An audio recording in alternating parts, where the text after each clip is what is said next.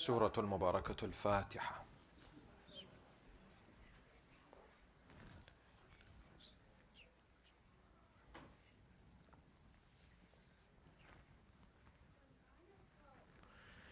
بسم الله الرحمن الرحيم. أعوذ بالله السميع العليم من الشيطان اللعين الرجيم. بسم الله الرحمن الرحيم. الحمد لله رب العالمين.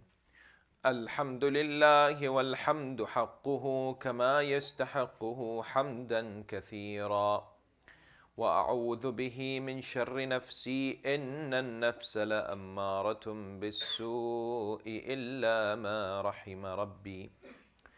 والصلاة والسلام على أشرف الأنبياء والمرسلين خاتم النبيين سيدنا وحبيب قلوبنا وشفيع ذنوبنا أبي القاسم محمد. اللهم صل على محمد وآل محمد وعلى أهل بيته الطيبين الطاهرين المعصومين المطهرين المكرمين الذين أذهب الله عنهم الرجس وطهرهم تطهيرا.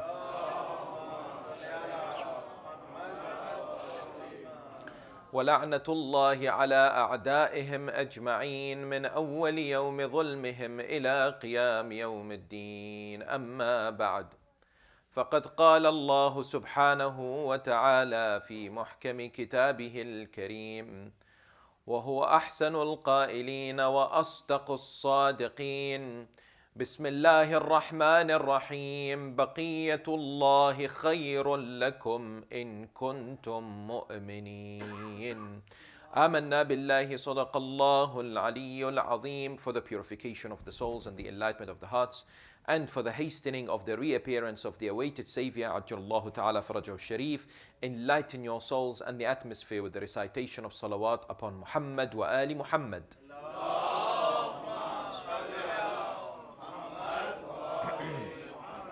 Respected elders, brothers and sisters, Salamun Alaikum wa Rahmatullahi wa Barakatuh. It's a supplication that has been memorized and recited by millions of human beings around the world. It is one that is often taught from a young childhood and indeed recited with passion. It is an invocation that brings about much hope and indeed great connection. The dua of Allahumma kulli waliyika is known as du'a'ul faraj, and it is a dua that you and I have recited for many years of our lives. It is a dua that is connected and directly related to the master of our time, the awaited Savior, Al-Mahdi Al-Muntadhar, Ajjalallahu Ta'ala Farajahu Sharif.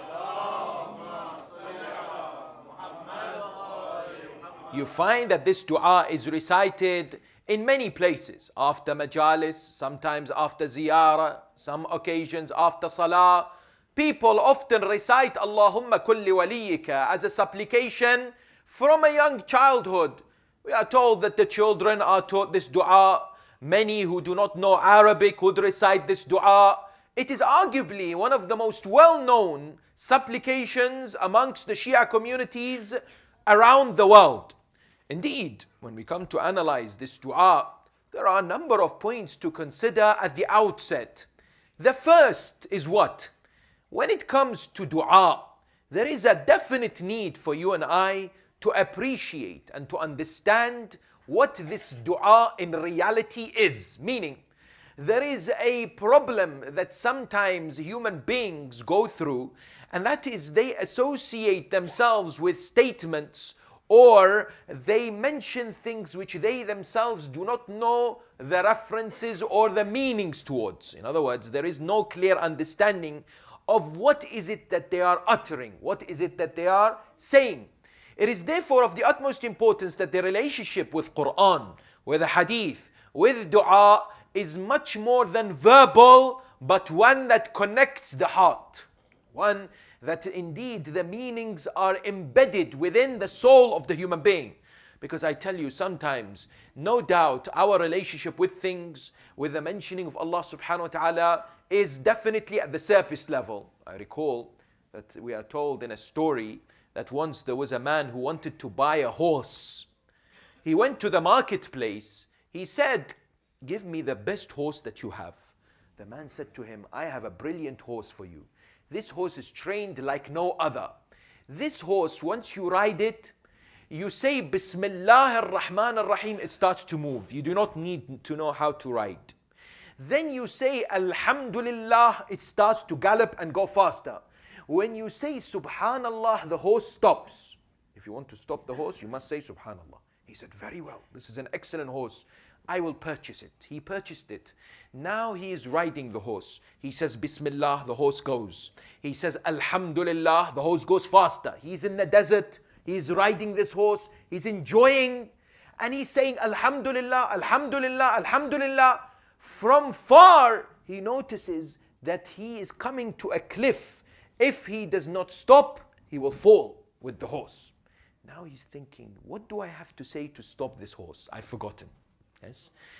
Because when he was told Alhamdulillah, Subhanallah, he just memorized it as a superficial. He did not know the meaning of it. He was just given this term and he referenced it just in the what? In the memory rather than the understanding. So he was wondering, what shall I do? What shall I do? Until last minute, the last fraction he remembered it should be Subhanallah. He remembered it and the horse stopped. Where did it stop? Right in the corner. Right in the edge of the cliff. He stood back, took a deep breath and said Alhamdulillah. Yes. Now the idea is what? Sometimes when you and I associate ourselves with dua, with Quran, with hadith, it is a similar association, meaning that it is not embedded in our souls. It is not embedded in our understanding. That is why this is of the utmost importance when we know what happens in Alam al-Barzakh. Because how many of us have been told in Alam al-Barzakh we'll be questioned by the angels? Who is your Lord? Who is your Prophet? Who is your Imam? What is the Qibla? What is your book? Yes? I tell you today, non-believers, non-Muslims, if it is something that one can memorize, they will remember. They will say, hey, I remember I had a friend who was a Muslim. He told me their prophet is the Holy Prophet. Yes? And he will answer. But when we die, what is in here would be erased. What is in here will remain. If you and I have understood our aqidah, not just by reading and saying, yes, it's fine, I don't need to understand it. If we have not digested it, if we have not made it part of ourselves, then it will be erased and we will not be able to answer the questions. We will not be able to respond to whom? To these angels. And that is why the Ahl al-Bayt have invited us continuously to look deeper, to investigate, to delve, to unravel the treasures of the Quran and their statements, the statements of the Ma'sumeen. Ibn Abbas says, one day the commander of the faithful, Amir al-Mu'mineen, Ali ibn Abi Talib, salawatullahi wa salamu alayhi, he says, after Salatul Isha, he held my hands and he took me to Jannatul Baqi'. He said, when we went to Jannatul Baqi', then he started to give me knowledge. He started to explain. He said to me, recite a verse from the Quran. He said, I decided to recite the Basmala. I started with Bismillah ar-Rahman ar-Rahim. Ibn Abbas says, the moment I said that, Amir al-Mu'mineen began to give me the knowledge, the depth of the verse. By the Fajr time, he was still talking about the Ba in Bismillah ar-Rahman. Yes, that is why, we are told that if you summarize the teachings of the Quran, it is found in Surah Al-Fatiha. And if you summarize Surah Al-Fatiha, it is found in Bismillah ar-Rahman ar-Rahim. And if you summarize Bismillah ar-Rahman ar-Rahim, you will find it in Bism, yes? And when it comes to this word Bism, the dot and the ba is Ali ibn Abi Talib, yes? The idea is what? That the knowledge is there for them to be given to individuals to grasp and to appreciate and understand.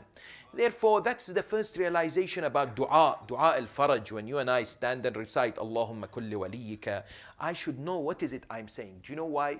Imagine if two people are given the same task to go and convince the chief executive of a big company to sell them a product.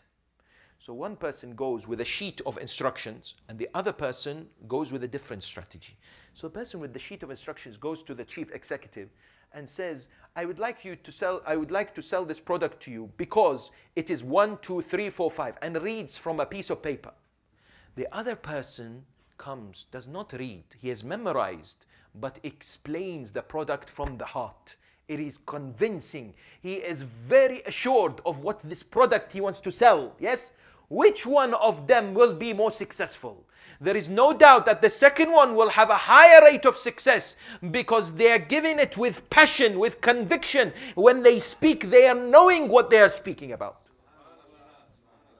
And therefore, when it comes to dua, therefore, when it comes to supplication, it is of the utmost importance when you and I supplicate to Allah, that meaning, that understanding, that comprehension is there. That's the first point. Second point, what is the purpose of dua? If you ask somebody, what is it that why we are supplicating to Allah? The response will be hajat. People often say, I have many needs, many requirements, many desires. I want Allah subhanahu wa ta'ala to fulfill them for me, yes? The answer to this question is found in the Quran. Allah subhanahu wa ta'ala says, قُلْ مَا يَعْبَأُ بِكُمْ رَبِّي لَوْلَا دُعَاءُكُمْ. Our ulama say we have missed the point when it comes to dua. Hajat is good. We should ask for hajat, but that is not the first reason for dua. Allah subhanahu wa ta'ala says, I have created you and I have made in you the innate desire and the need to speak to me. In order for you to speak to me, you will survive. You will get the spiritual energy. Dua is there not only for hajat, but primarily because we need it to remain alive.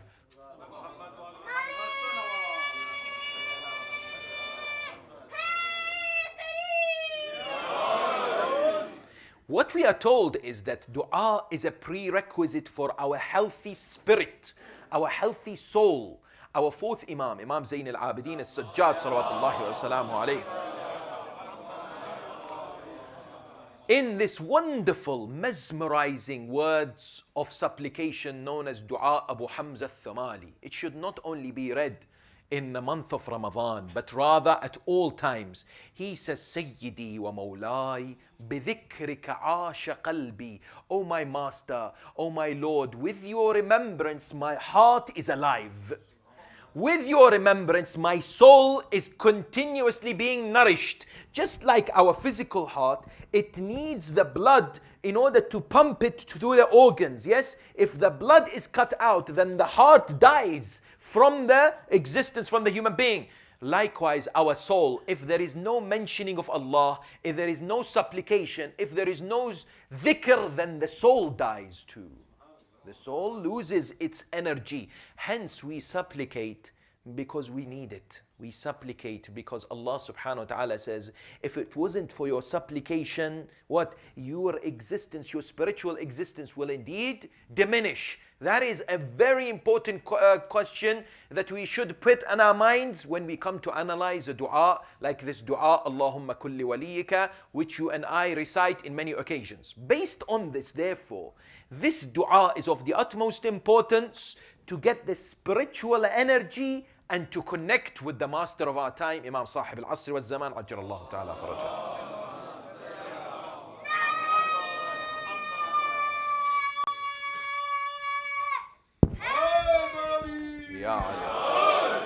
Therefore, what do we find? Let's look at this dua. I want us to understand this dua based on the teachings of the Ahl al-Bayt and indeed inspired from the Holy Quran, so that next time we recite dua Allahumma kulli waliyika, we are in a better position than perhaps before. The first area that we must ask is what? Is the authenticity, or at least the background of this dua. Where is it found? We are told this dua is narrated by Shaykh al-Tusi alallahu ta'ala maqamah in a book known as Misbahul Mutahajjid. It's a famous book in which supplications are found, narrations are also present. Likewise, you'll find it in where? Mafatihul Jinan. Yes, it is mentioned there. and in several other books. Yet some people, and please understand this point, very delicate point, some people say, why is it not found, for example, in other books of hadith? And because this dua is narrated from a man by the name of Muhammad ibn Isa bin Ubaid, who is the companion of the 8th holy Imam, they say, well, if I look at the chain of narrations, maybe there is some kind of gap, or it is broken, and therefore they start questioning and placing doubt in the minds of people. How do we respond to this? A similar argument exist when it comes to supplications and ziyaras like ziyarat Ashura. You have people out there that are trying to put doubts in the hearts of the followers of Amir al-Mu'mineen and the Shia when it comes to these ziyarats. They say to you, maybe the chain, maybe this is added. How do we respond to this? Very important that we respond to this, yes? It is crucial that our youngsters, all of us know, in order for something to be accepted in our madhab, there are at least 3 things that should be there, or one of them at least must be strong. One is the chain of narrations. The second is what? The content. And the third is the acceptance by the scholars. If any one of them is sound, then we accept it. It doesn't need to have a strong chain of narrations. The fact that the ulama for hundreds of years have recited Ziyarat Ashura, the fact that they have recommended that we should recite it, the fact that marja after marja, hundreds of our great scholars have said that it brings rizq, that it is what? An important part of the rejection of the enemies of Ahl al-Bayt. That in itself, in our aqeedah, in our law, in our teachings, is enough to ensure that we recite Ziyarat Ashura.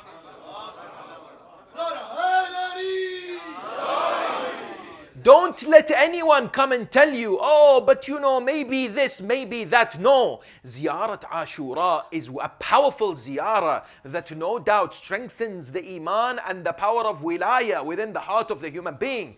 And therefore, like this, when we comes to this dua, Allahumma kulli waliyika, we understand that it is one that has been emphasized and recited for hundreds of years by our ulama, by the scholars, by the learned, and therefore it is of the greatest importance that we recite it. But where is it found in Mafatihul Jinan? It is found on the a'mal of the night of the 23rd of Ramadan. If you look at Mafatihul Jinan, you will find Shaykh Abbas al-Qummi, Allahu Ta'ala maqamah, he puts it there. Why? Because there is a very close relationship between the night of Qadr and the awaited Savior. No doubt, isn't it? That the a'mal are presented to the awaited Savior, the deeds of human beings, that we are told the malaika tanazzalu al-malaikatu wal-ruhu fiha, that the malaika every year they descend upon what? The holy 12th Imam on that night, and the a'mal, the actions are presented of all human beings. And therefore you find that the supplication is mentioned, that you should recite it on that night while standing or sitting at the month of Ramadan any day, and throughout the year. The actual narration says you should recite it throughout the year whenever you have an opportunity. And no doubt whenever you remember the awaited Savior. Yes, indeed, I tell you, there is no subject that has been presented and spoken about, and we have so much ahadith about its importance like the holy 12th Imam. There are more than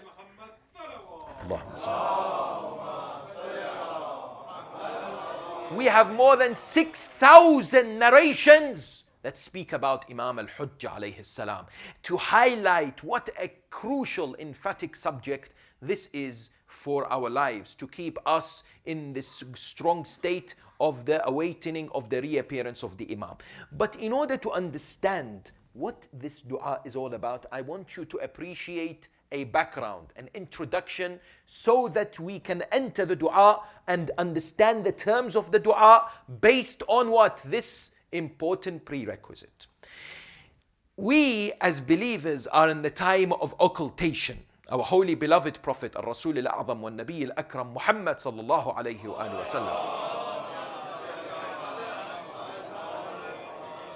in the narration says, أفضل أعمال أمتي انتظار الفرج. The best deed of my ummah is to await the reappearance of the awaited Savior. Yes, you and I are told awaiting has 2 types. One is passive and one is active. Passive means we just sit there and say, Ya Allah, when is he going to reappear? Active means we prepare the groundwork and become the agents and the tools by which the reappearance occurs. Active means we are individuals who recognize we have responsibility. Where? We have responsibility in society to make sure that we prepare the groundwork. Like, for example, if you know a guest is coming to your house, if you stand at the door and just wait for the guest, wait and not have anything prepared to present to the guest. For example, you have not told the family. For example, if the guest is staying, you have not placed where they will be staying. You just stand at the door and say, when they come, I will arrange things. Yes? That is what people will say, that is not good. You will not treat the guest very well, because when they come, then you say, oh, where do I put you? I don't know. And they'll feel a bit what? Unwanted. Whereas an individual who knows that the guest will definitely come, they are preparing everything. They say, we are ready. The moment he comes, we want to make sure that we have everything at his service. Therefore what? Therefore, it is of the utmost importance that we recognize that one of the tasks as far as the time of intidhar, now awaiting, is two things: personal and community positive preparation. Let us please look at this.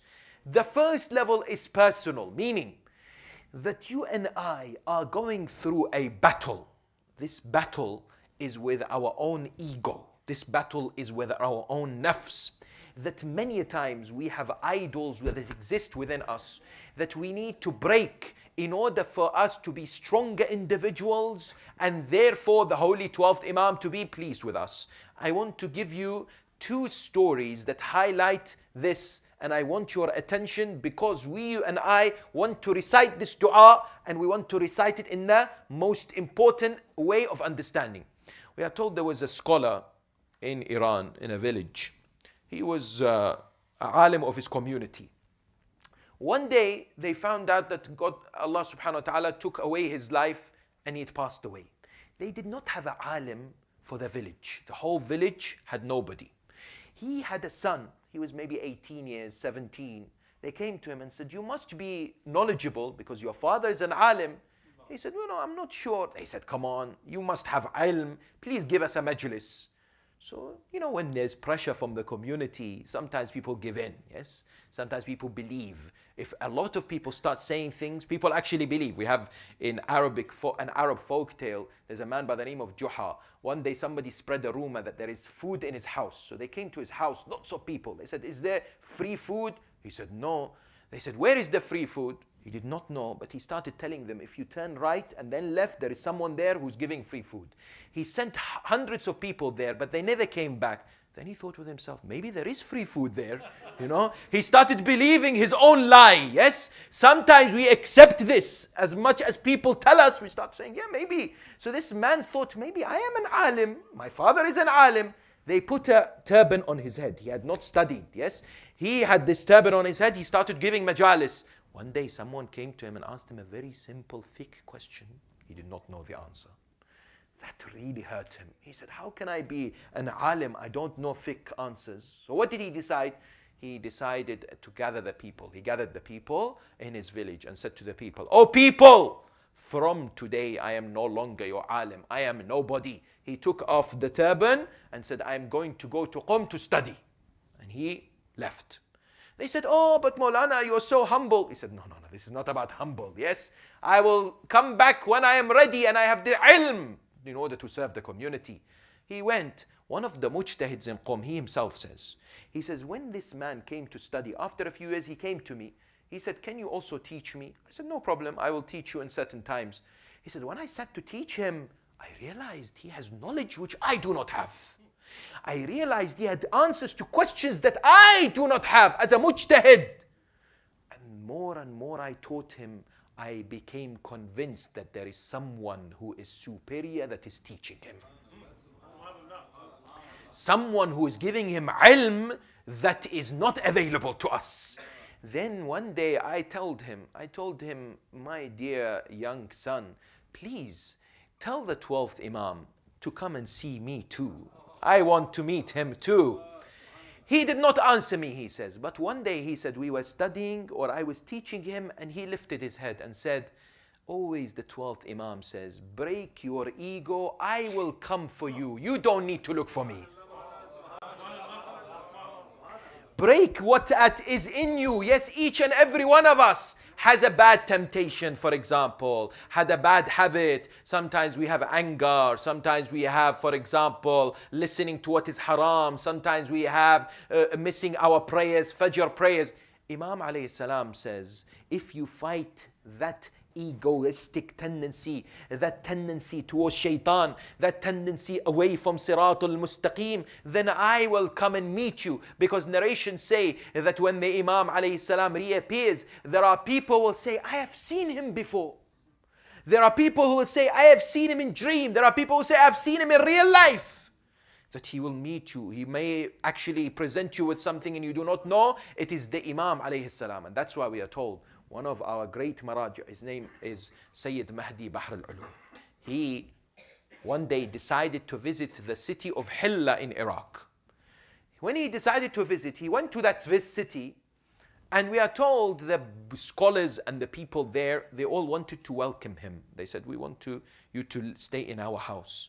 But he looked around, then he saw a man from far. He said, I'm staying in that person's house. They were surprised. This person was a normal person. Normal in the sense that not a scholar, not a businessman, not a tribe leader.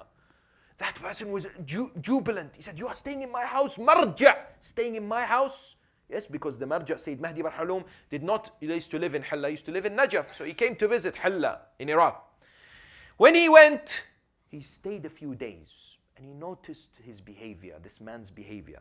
Finally, after a few days, the marja said to him, can you tell me, have you done something extraordinary in your life, something special? This man said, no, I just pray, I go to work, I do everything like everyone else. He says, please, can you think, maybe you have done something? This man said, there is something, but I'm not sure I could tell you or not. The marja said, no, tell me, what is it you did? He said, Maulana, many years ago, I wanted to get married. And I found this lady. Everything was fine. She was from a good family. We got married. The first night of our wedding, I found out something that shocked me. Yes. I found out that she had had a relationship in the past. I was very angry. And I stood up and said, I'm going to go to your family, expose you to the whole of community, and tell the whole world what you have done. I was raging with anger. I said, how dare you trick me? Yes. I had no knowledge that you had in a previous relationship. Yes. He said that I saw this wife shaking. She said, I beg you, don't do this. You know what, while my family, they may even kill me, or I will be sidelined in society, and my family will have such a bad reputation. I urge you, I beg you, if you do not do this, I will be the best wife for you. He said, I was raging with anger. I reached to the door and I stopped. And I thought, why am I doing this? What will I get the benefit? What is the damage to this person? Yes. I said, let me calm down and then I will see. He said, I calmed down. And from that till now, I decided to do nothing. It's been 9-10 years. I did not say to anyone and I did not expose my wife. The moment he said this, the marja said, that's it. That is it. He said, what is it, Maulana? He said, don't worry. Later, before leaving, the ulama came to him and said, Sayyid, why did you stay in this person's house? Why did you choose this person? The Sayyid, the marja said, it was not my decision. It was his decision. Yes. The Imam alayhi salam wants people who make that active decision which hurts, which breaks that ego that is within them, to make them better human beings in the eyes of Allah subhanahu wa ta'ala. And therefore, what do we find? Therefore, this is the first level as far as dua al-faraj is concerned. The second is community. That we and I, if we want to understand dua al-faraj and be active people waiting for the reappearance of the Imam, we must be active within the community. We must not isolate ourselves. We must not think that it is only my duty or to improve my condition, but rather collectively as a community, I should what? Be firm. I should be individual who helps the community in any shape and form. I should help others in the community. I should strive to improve the situation of the community. But one example is given, and that is what? If you and I want to be active individuals in the community in the waiting of the 12th Imam, we should seek justice and adala, because that is the objective of the Imam. Yes? The hadith of the Holy Prophet says what? He says, لِيَمْلَأُ الْأَرْضَ قِسْطًا وَعَدْلًا كَمَا مُلِئَتْ ظُلْمًا وَجَوْرًا. He will fill the earth with justice. Yes? And you and I, being followers of the school of Ahl al-Bayt, we have the greatest examples of individuals who spread justice around the world. The examples are one after the other, that people who are non-Muslims have understood how to appreciate and apply justice from the Ahl al-Bayt. Look at this man by the name of George Jordak. You know, he has authored the book, The Voice of Human Justice. He himself, when he was interviewed, he lives in Lebanon, a Christian historian. He says, I was one day sitting next to a river close to our house. And I was an individual who did not know much about this man, Amir al-Mu'mineen. Yes? He said, I was then sent to the university. When I was sent to university, someone gave me the book, Nahjul Balagha. When I attained Nahjul Balagha, he said, I could not concentrate on my studies. I was so swimming in the ocean of knowledge of Nahjul Balagha. Yes? He said, I read and read and read until I realized this man is phenomenal. Therefore, I decided to write a book about him. Yes? And he, as a non-Muslim, authored this book, Ali Sawtul Adalatul Insaniyya. Ali, the voice of human justice. Yes, what happened? The Christian community in Lebanon, they sponsored the first publication of this book. Yes. Until now, millions of copies have been sold in many different languages. He says, when I wrote this book, I gave my father a copy. He had not necessarily heard much about Amir al-Mu'mineen. His father was a carpenter. Yes. He said, after 2 or 3 years, I came home and I saw my father had carved out from wood a huge sign that as soon as we enter, we see right at the door. The sign said, La fata illa Ali, wa la sayfa illa dhul fiqar.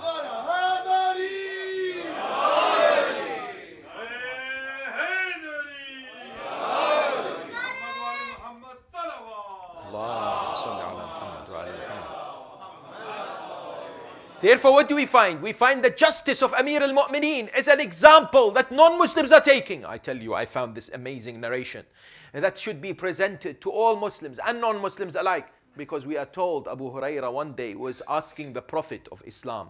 This narration is found in many books of hadith. He came to him and said to him, can you give me some dates? I am hungry. I don't have any food. The Prophet of Islam, according to the narration, picked out some dates with both his hands and gave it to Abu Hurairah. Abu Hurairah took it and went home. But what? He decided that he wants more. So he came to whom? Amir al-Mu'mineen. He asked Amir al-Mu'mineen, Ya Ali, can you give me some dates or food? Amir al-Mu'mineen had dates. He picked up the dates that he had and he gave it to Abu Hurairah. Abu Hurairah took it and came home and placed it there. And right next to it was the dates he got from the Prophet. Then he realized there is something interesting about them, that it seems that the quantity is exactly the same. He counted the dates from the Prophet and it was 72. He counted the dates from Amir al-Mu'mineen and it was 72. He was surprised. Is this a coincidence? It's exactly the same. He went to the Prophet. He said to him, Ya Rasulullah, I want to explain to you something. You gave me 72 with your both blessed hands. Ali ibn Abi Talib gave me 72 dates with your both his hands. Is this a coincidence? The narration says the Prophet looked at him and says, ألا تعلم أن يدي ويد علي في العدل واحد. Do you not know my hands and the hands of Ali in justice is one?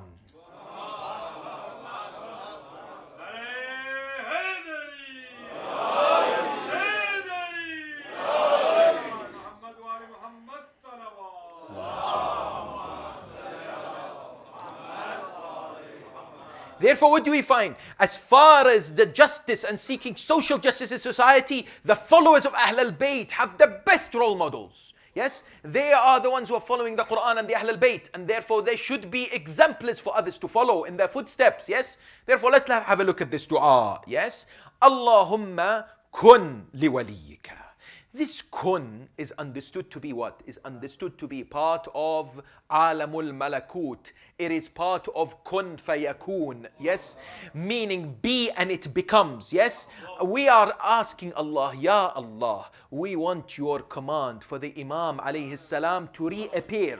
This command which does not need what? Prerequisites. As soon as you command, he will reappear. Yes? Therefore, kun li waliyika. What is this waliyika? Why did the Ahl al-Bayt not use Allahumma kun li hujjatika or Allahumma kun li imam? Yes?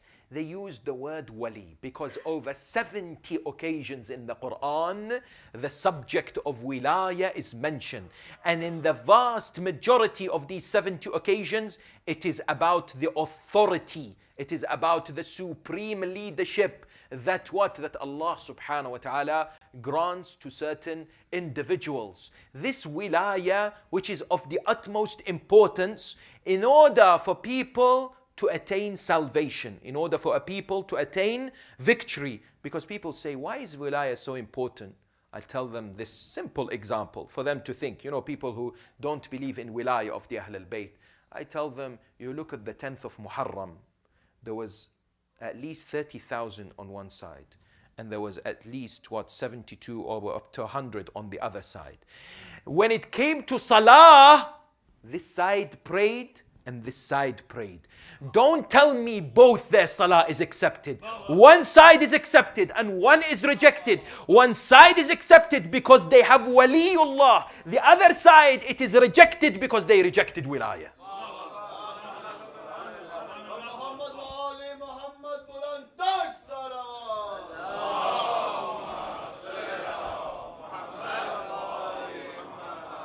Allahumma kulli waliyika al-hujjat ibn al-Hasan. Yes, this hujjah means the proof of Allah subhanahu wa ta'ala on this earth.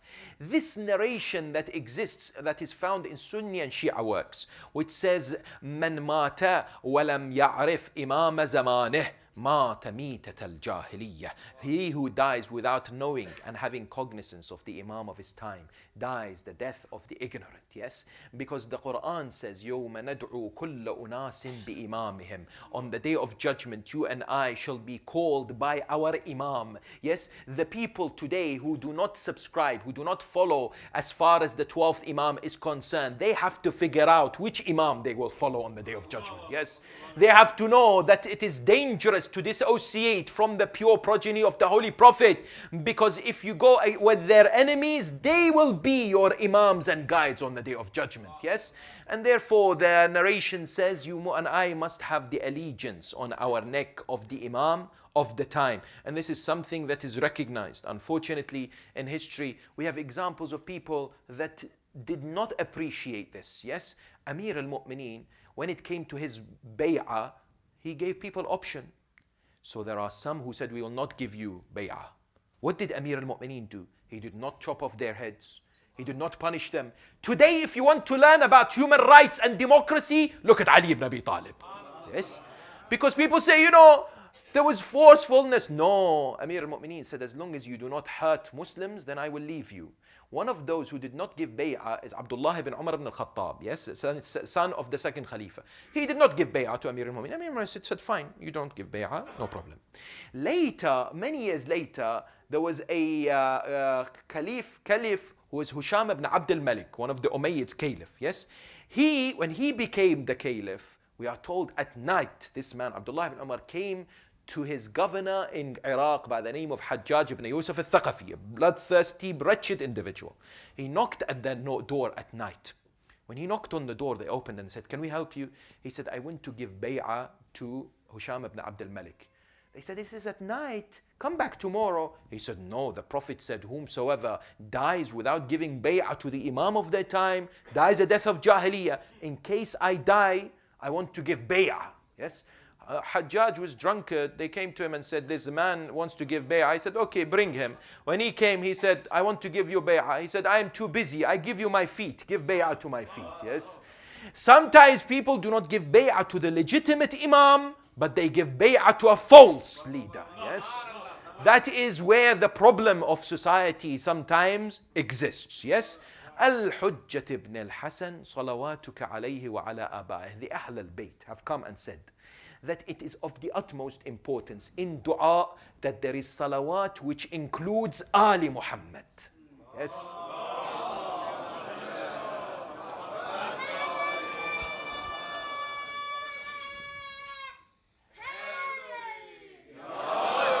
That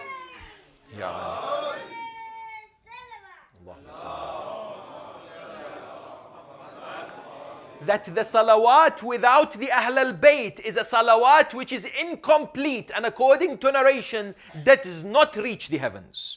It is not one that Allah subhanahu wa ta'ala wants, yes?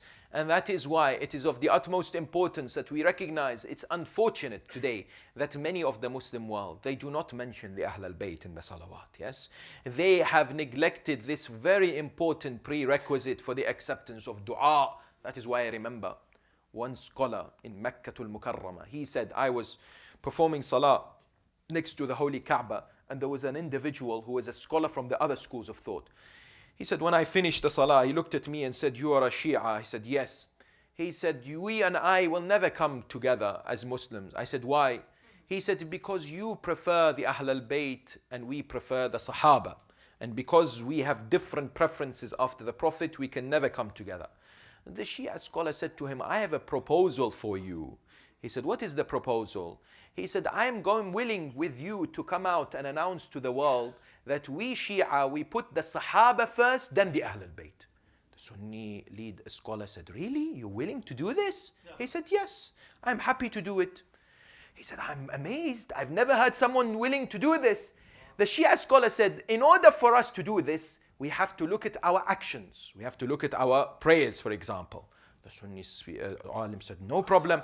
What do we do? What do we have to do? He said, in tashahhud, the Shia scholar said to him, in tashahhud, you and I, we recite Allahumma salli ala Muhammad wa ali Muhammad, don't we? The Sunni scholar said, yes. He said, now that we put the Sahaba first, the Ahl al-Bayt second, we have to say Allahumma salli ala Muhammad wa ala ashabi Muhammad wa ala ali Muhammad. Do you agree? The Sunni scholar was laughing. He said, no, I don't agree. He said, why? He said, because if I say it, my salah is batil. The Shia scholar then said, I will stick to the Ahl al-Bayt so that my salah is accepted.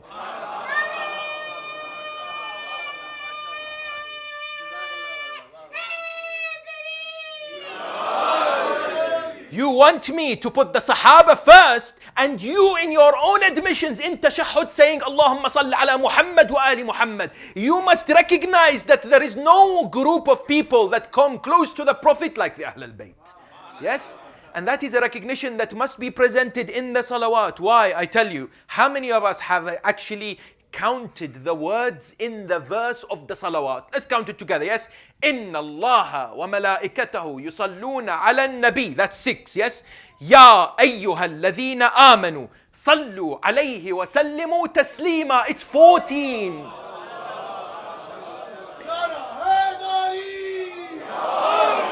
It is not a coincidence that it's 14, because the Prophet of Islam says, أولنا محمد, أوسطنا محمد, آخرنا محمد, وكلنا محمد. Yes?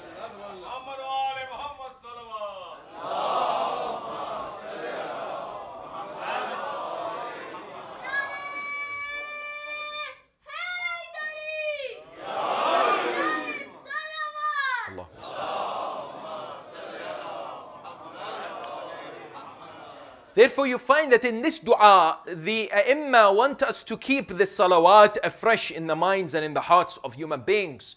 صلواتك عليه وعلى آبائه في هذه الساعة وفي كل ساعة. This is in recognition of the fact that the Imam of our time is here. The Imam of our time, indeed, what is present on this earth. And when we say في هذه الساعة, we're saying at this hour and in every hour. That means the connection and the remembrance and the love for the Imam should be ongoing, and we should not necessarily just think of him once every few months or once every few weeks or once a week. No, the remembrance of the Holy 12th Imam should be one that is continuous, yes, Just like if you and I are waiting in Chicago O'Hare Airport here, and we are waiting for a beloved, somebody that we have not seen for 30, 40 years. We know that they have arrived. Their plane has arrived, yes? And they are coming out. But our heart is pulsating. We're thinking, when are they going to see? When am I going to be able to look at them? We know that they will eventually come out and we will see them. But what? This waiting makes us excited. This waiting gives us energy. This waiting gives us a sense of hope. How many of us can say that when it comes to the 12th Imam, that remembrance, that pulsating of the heart is there? That we know that the Imam will reappear. But what? We must be eager. We must be committed towards serving him and what? Getting everything that we can in order for his reappearance to inshallah ta'ala happen. Therefore the dua says what? في هذه الساعة وفي كل ساعة وليا وحافظا وقائدا وناصرا ودليلا وعينا. What does this mean? Waliyan here comes again under the umbrella of wilaya. But please understand, when it comes to wilaya, the Ahl al-Bayt have two levels of wilaya, or two stages. One is wilaya given to them by Allah subhanahu wa ta'ala, which is there all the time, whether people like it or not. Al-Hasan wal-Husayn imama qama aw qa'uda. This wilaya, sometimes people will not stand in their way and will allow them to rule, to lead people. Yes, Amir al-Mu'minin was given this opportunity for 4 years and 9 months. Yes, the Holy Second Imam was given 6 months. But the Ahl al-Bayt were prevented from making this other level of wilaya to be presented. Yes, so that people benefit from their light and their knowledge. So when we say waliyan wa hafidha, we're saying, Ya Allah, we know that the 12th Imam has this wilaya over us, but we want to see this wilaya in action. We want to see the reappearance so that the world can see the magnificent ruling of the Ahl al-Bayt alayhum as-salam.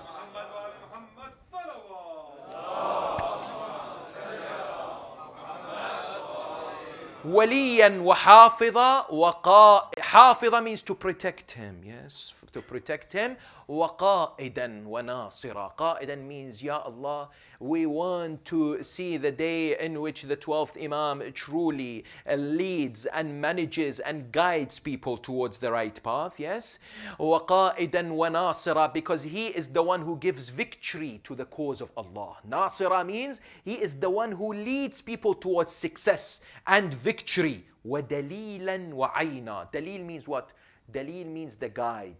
Ayn means the eyes. He is the one who guides people to Allah, and Allah subhanahu wa ta'ala holds people accountable through him. He is the shaheed. Shaheed means he's a witness. He will bear witness on the day of judgment, yes, about our deeds, about our actions, yes. وَدَلِيلًا وَعَيْنًا حَتَّى تُسْكِنَهُ أَرْضَكَ طَوْعًا وَتُمَتِّعَهُ فِيهَا طَوِيلًا, until you make him reside on the earth and as the leader, and you make him rule for a prolonged period of time. Now, important question. This dua al-faraj, what is the purpose of it? The idea that is given is that when you and I recite dua al-faraj, number one, we connect with the 12th Imam. His remembrance is connection with him. Number two, it is praying for him. It is what? Increasing his status, because the status is increased. What? There is no limit to the statuses. Yes? His status is increased. The more we remember him, the more he will remember us.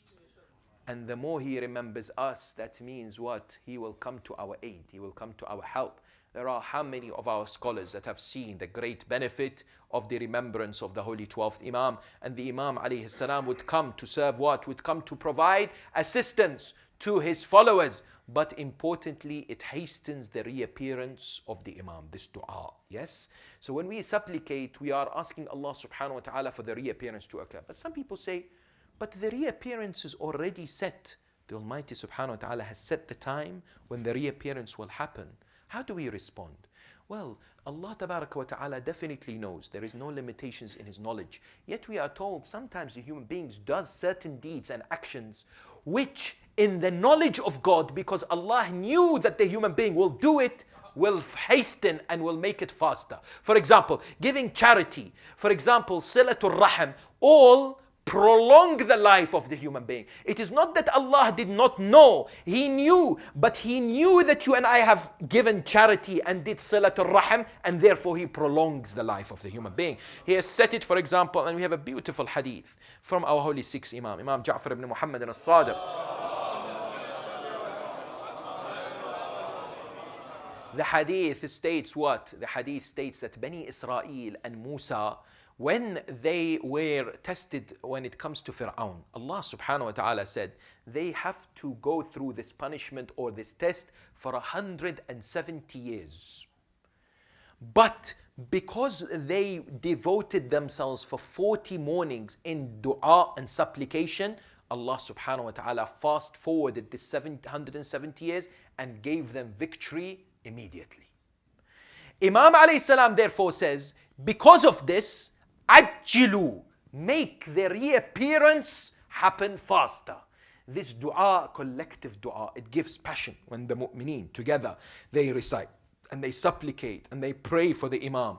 Importantly, what does it do? It enables them to do whatever to give as a gift for the Imam. Because the ulama, one of the mujtahids in Qom, he said, I saw maraja in the morning, many of them, they perform ruk'atayn salah, and they gift it to the soul of the holy 12th Imam and to his existence. Why? Because this gifting of actions increases and intensifies and enhances the bond between the believer and their Imam, between the believer and the awaited Savior. So for example, we give charity in His name. We perform good deeds in His name. We establish good projects in His name. Yes?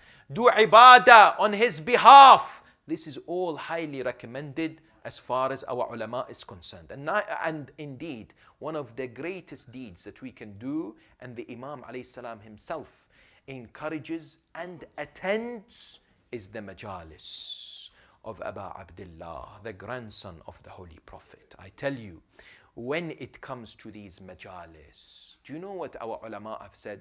One great scholar, Ayatollah Muhammad Taqi Bahjat, rahmatullahi ta'ala alayh, he says that the majalis of Aba Abdullah are extensions from the haram of Hussein in Karbala. And those who attend the majalis are considered to be the zuwar of Aba Abdullah. This marja said, yes, he said, don't take the issue of the remembrance and the holding of the majalis of Imam al-Hussein lightly. Yes, it is great in the eyes of Allah subhanahu wa ta'ala. It is something which is considered of the greatest of importance. Yes, and therefore what do we find? We find that the holy 12th Imam, when it comes to these majalis, he attends these majalis, he encourages the establishments of these majalis all around the world, because in ziyarah, what do we recite? Imam himself says, oh my grandfather, Ya Hussein, لَأَنْدُبَنَّكَ صَبَاحًا وَمَسَاءً. I will remember you, Ya Aba Abdullah, at night and in the morning. But you and I, when we remember Hussein, we cry. But our Imam, he does not normally cry. He cries by shedding blood. He cries in such a way that he feels the pain of what happened on the 10th of Muharram, on the day of Ashura. He cries and he weeps for the Ahl al-Bayt, for the musibah, for the tragedy. Yes, he cries when he remembers the likes of Imam Zayn al-Abidin. How many years did Imam Zayn al-Abidin weep and cry? The narrations tell us that one of his companions, Abu Hamza al-Thumali, says to him, Ya Imam, how long will you continue to cry? Imam says, you did not see what I saw. I saw members of my family, not only when they butchered on the plains of Karbala, but their bodies trampled on, their heads carried on spears, the families of the Ahl al-Bayt being dragged, their hijab taken off them, their belongings looted from them. They were whipped and tortured. They were taken as slaves. They were hit by rocks. Yes, Allahu Akbar. That is why one of the most difficult acts that Imam Zayn al-Abidin had to do was to bury the body of his father, Aba Abdullah. The narration says he came to Karbala on the 13th of Muharram. When he came, he saw the bodies all scattered across the plains. He went, the first body that he went was the body of his father, Imam al-Hussein. The narrations tell us he sat next to the body of his father, Hussein. When he sat next to the body, later they asked him, did you find the body of your father? He said it was difficult to find because I could not see the body. It was covered with arrows and stabs. It was headless. He sat next to the body of Aba Abdullah. He looked at the body of his father Hussein. Bani Asad came to him. They saw him crying and weeping. They said to him, Ya Imam, do you need help? He said, no, I have those who will help me. Then he decided to bury the body of Aba Abdullah. Then he called out, O Bani Asad, do you have a small piece of cloth? They said, why? He said, every time I carry the body of my father, something falls out. I cannot carry his body. His body is torn into pieces. I want to gather the body parts of my father Hussein. How much was it torn into pieces? Today you see in Qatlaga, you see where the position of Qatlaga is and where Imam is buried, because his body was pushed one side to the other by the horses. Yes, his body was shoved one area to another. He lowers the body inside the grave. Now when normally people bid farewell to their marhumeen, they look at the face, they embrace the neck. Imam looks at the body, there is no face, there is no head, there is no neck. Where does he embrace his father Hussein? Where does he start to embrace and kiss his father Hussein? Then Bani Asad said that he came out of the grave before closing it. He was looking for something. The narration says that we saw him come back, something that is inside his hands. We later found out it was the fingers of Hussein. He went and looked for fingers of his father, the fingers that were cut and severed, the hands that were cut and severed. Imam Zayn al-Abidin places the fingers of Aba Abdullah on the grave. Then the narration says he came out, he kept looking for something else. He came back, we saw him carrying a young baby. We saw him carrying a young baby that was slaughtered. He placed Ali al-Asghar on the chest of Aba Abdullah. Imam al-Hussein had said to him, my son Ali, place this young baby on my chest. Yes, bury him on my chest. Yes, Imam Zayn al-Abidin places the young baby on the chest of Aba Abdullah. He then closes the grave. He puts on the grave, هذا قبر الحسين ابن علي الذي قتل عطشانا مظلوما بأرض كربلاء. He was killed عطشان, thirsty, مظلوم on the plains of Karbala. But you know which grave or which body Imam Zayn al-Abidin went to next? He went next to the Furat for his uncle Abbas. But before that, Bani Asad said, we saw him looking left and right until he picked up the right arm and the left arm. Then he kissed them. Assalamu alayka ya Amma, ya Aba Qamar Bani Hashim.